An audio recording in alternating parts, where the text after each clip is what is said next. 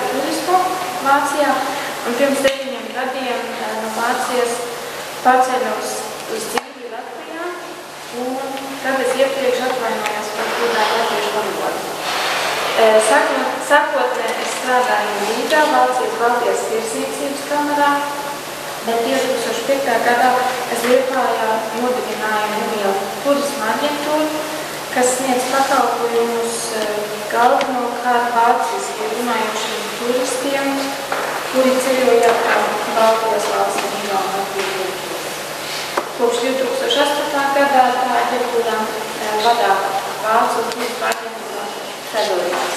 Nezinu, vai mums ir dzirdējis par šo aģentūru vai ne.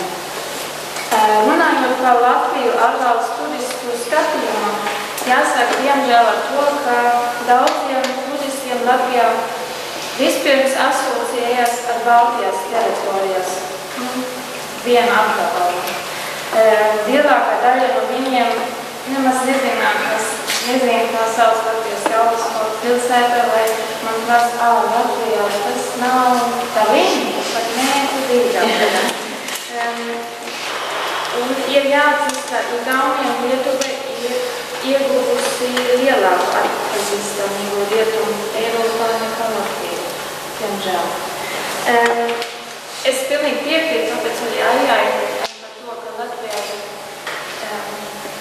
vēl jācenšas to zīmot, to Rietumu Eiropā jāuzlabojas, jāizstipri, lai būs tā, ka visi zina, ka Latvijā ir skaista zeme un pie redz aizbraukt.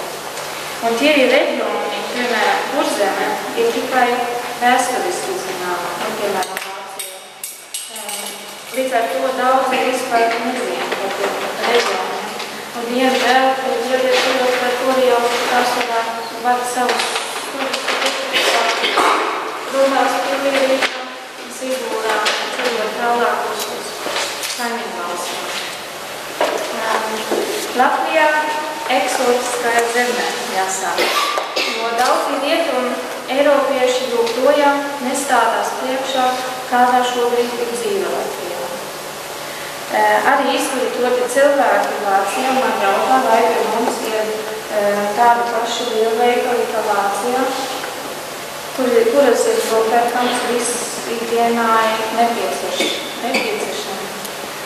Tas varbūt izklausās tā dusmīgi un kā nevar ticēt, bet man tās gadās.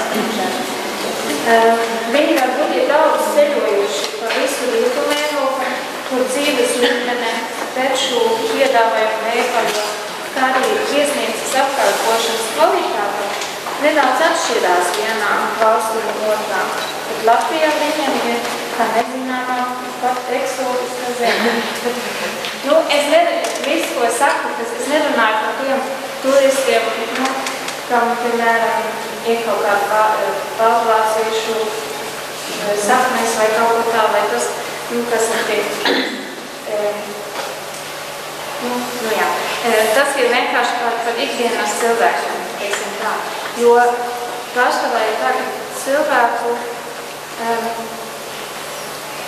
ja viņi domā par ceļojumu, tad viņi domā par Spāniju vai kaut kur tā, tad viņi brauc vairākas reizes, piemēram, uz Latviju. Diezgan reti sanāk, ka viņi vairākas reizes brauc. Viņiem tas tiešām ir kā kaut kāda ekskursija, kur viņi kaut ko redz vai kaut ko tādu.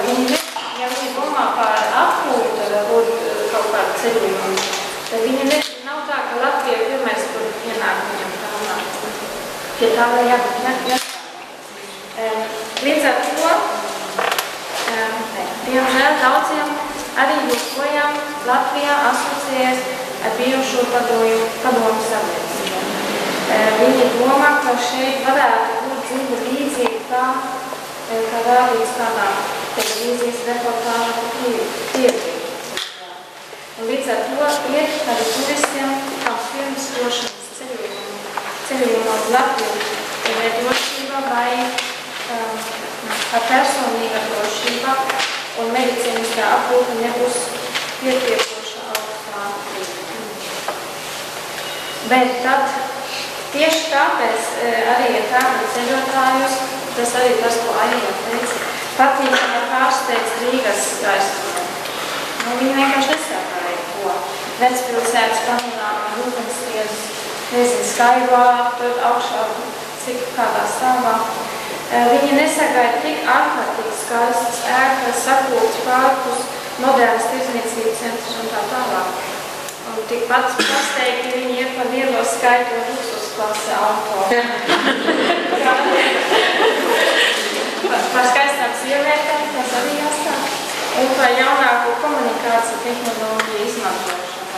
Piemēram, mobili telefoni un bezvadu internetu pieslēgumu visos viesnīcas un tā tālāk.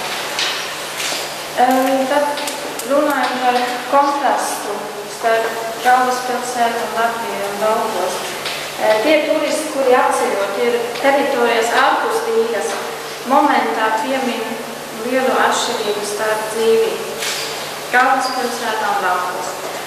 Viņi ir pamanījuši, ka Latvijā ir daudzās tās, nezinu, viensētās, kas viņiem izskatās, varbūt liekas, ka viņi ir pamestas. Bet tie jau nav, varbūt vēl nav ne tik sakoptas vai tā. Un tas ir atšķirība atkal no Vācijas, piemēram, jo tur vairāk ciemos, cilvēki vairāk dzīvo ciemos. Tie, kas ir ceļojuši apkārt par Igauniju un Lietuvu, uzskat, ka lauku bija kaimiņu valstis, ir mazliet sakoptā. Protams, ka ir arī turistus, kuras vēlas savu atvaļinājumā pavadīt laukos, apmetoties viesumājā vai brīvdienmājā. Bet viņi, protams, neatteiksies no komforta. Sanitārais mēnskals nedrīkst būt pārāk primitīvs, kā arī jābūt iespējai pašam gatavoties ierīnām. Ja, piemēram, vācieši vēlās viesumājā pavadīt savu atvaļinājumu, viņam ir svarīgi, lai mājām būtu ar viena vai divas kuļam istabas, nevis matlači uz kaut ko uz dzīves tēmiņas. Tas vienkārši nav priekš viņiem. Es domāju, ka naktsmītņu kvalitāte laukos ir vēl attīstības potenciāls. Bet jāsaka, jau izveidotas daudzas skaistas, idiliskās lauku mājas, kas piemērotās varbūt dažādu pasākumu rīkošanai un svinēšanai, bet pēc manām domām tas ir vairāk vērstas uz gados jaunākiem turistiem vai vietējiem, kas vienkārši draugiem vai tādās. Viens piemērs ir tas, ko man ienāca galvā, es biju Kurzemē kādā ļoti skaistā, bet tas jau ir 5 gadu atpakaļ, kādā ļoti skaistā vietā, kempīnā, tiem maziem mājiņām, kur bija jākāp pāri toaletē, lai tikt iekšā dušā, un izlietne nemaz nebija vānas istabā. Bet cik vietuvi bija, tad viņiem laikam šķiet, ka tas bija. Varbūt tas arī jau palika uz 2 naktī, tas jau arī pietiks.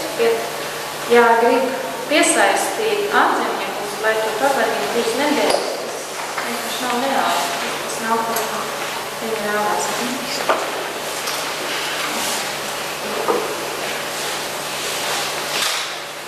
Kā Latvijas iespaidīgā aina.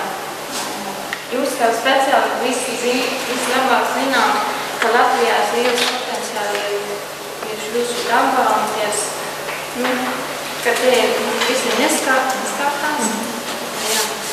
Rietumu Eiropieši to ļoti novērtē, jo brīvi apdzīvotas Vācijas iedzīvotāji vairs nezināt, ko tas nozīmē. Pie mums vienmēr visi, kas atbrauc, vienkārši brīnās par to, par putniņiem, par lidojumu stāstiem, arī par jūrmalu, ka tik ārkārtīgi skaistu, tik maz cilvēku, tur, ko var darīt, ko grib un tā. Tāpēc arī mūsu aģentūrā, piemēram, mēs individuāli ceļotāji, kā arī turistu grupas, bija iecienījuši ceļojumus pa Latvijas un Lietuvas laukiem. Un tieši profesionāli lauksaimniekiem mēs organizējam arī laucienus. Vai arī medību ceļojumus un kānu laucienus. piedāvājām arī 2 nedēļu aras gleznošanas ekskursijas, kur vadām vispirms uz galvaspilsētu Rīgu un pēc tam uz Kuršu kapām, piemēram. Un arī putnu vērošanas ekskursijas. Un, es esmu ievērusi, ka paveicas ne tikai vest lielās turas grupas pa Rīgu, Turnālu, Siguldu, bet vairāk apvienot Rīgas skaistumu vai arī Lielpilsētu auru ar individuālu programmu laukos, kā augšā Rīgas. Mums arī ir bijis izstādes programma, piemēram, tiem, kam ir īpaši interesi par latviešu literatūru, piemēram. Tad viņi pārdzīvot kaut kādas pašas nakti Rīgā un pēc tam aizbrauc vēl uz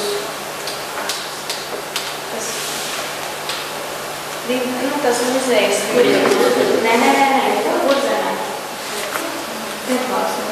Tur vēl aizbrauc un paliek, iejautas, piemēram, vācieši, Matijas Knoja, kāds muzejums, arī ļoti labs strādājumi kopā, jo es domāju, ka varbūt nevajag vienmēr uz tām lielām grupām cerēt, īpaši, piemēram, laukos Kurzemē, bet vajag tiem, piemēram, ārzemniekiem, tiem maziem kaut ko piedāvāt. Tad vienkārši vajag viņiem piedāvāt, lai viņi jūtās, ka jūs par viņiem rūpēsiet, tā kā tas lektors. Iepriekšējais lektors jāteic, ka jums viņam jāpasāk, ko viņi var darīt tuvākā apkārtnē. Bet jomā, kura Latvijā vēl ir liels potenciāli, es redzu, ir tā veloturistu arī, jo Vācija tā pieprasība diezgan lielā, bet, diemžēl, tā ceļu infrastruktūra vienkārši pagaidām vēl neatbilst drošības prasībām. Turismas Eiropas ne tā ir, kas Rietuma Eiropa dodas velo ceļojumā, viņš vēl par velo ceļiem vien, vai pa ceļiem, kur kravas mašīnas viņu dzīvi nedraud. Tā par latviešu kultūras mantojums.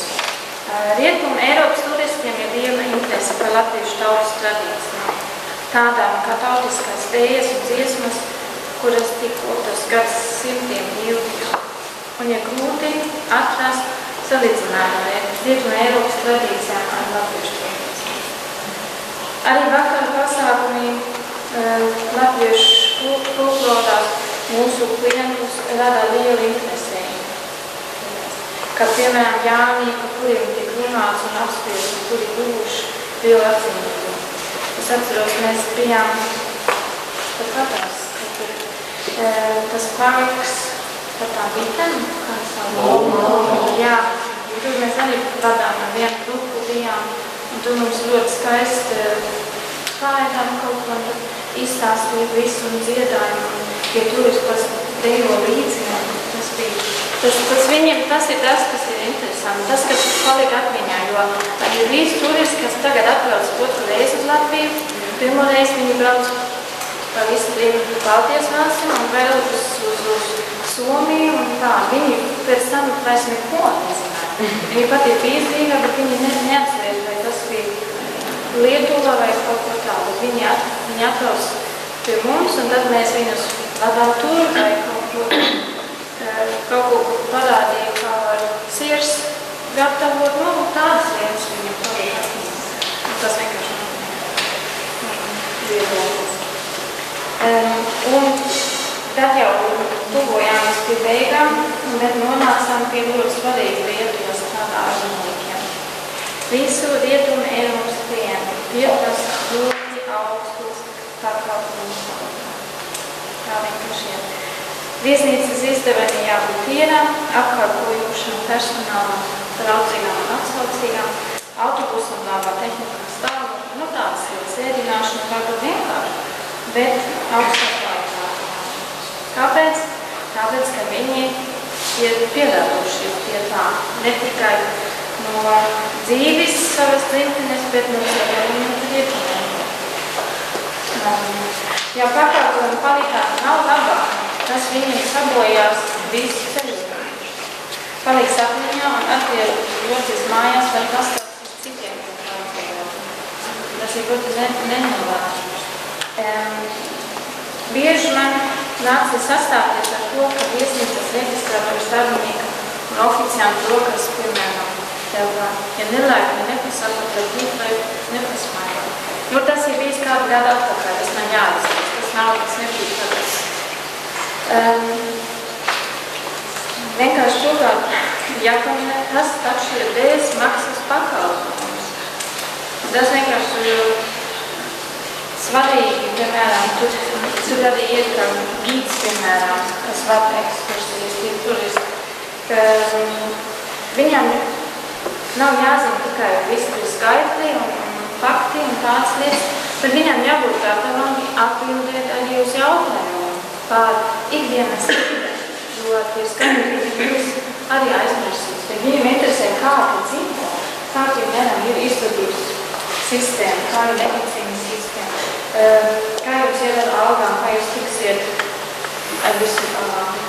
Un atkal teikt, kā jāstrādā apkalpošanai vai turismai jomā, kad tu esi cilvēks, kam nepatīk ar cilvēkiem strādāt.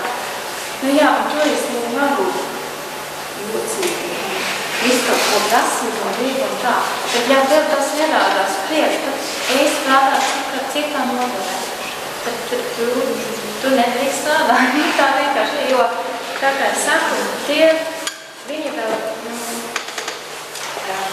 ved šo te dzīvolu vai šito tēlu no Latvijas, viņi ved uz ārzemēm. Tas jau nav vēlams.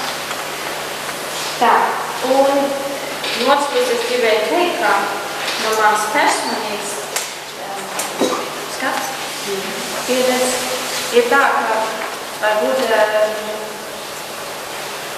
latvieši nav kā tā Spāņi, kas uzreiz visi tā. Bet es saku tā, ka tāda viesmīlība un tāda izpalīdzība, kas jūsu tautu manā ģimenē ir kādā pasaulē.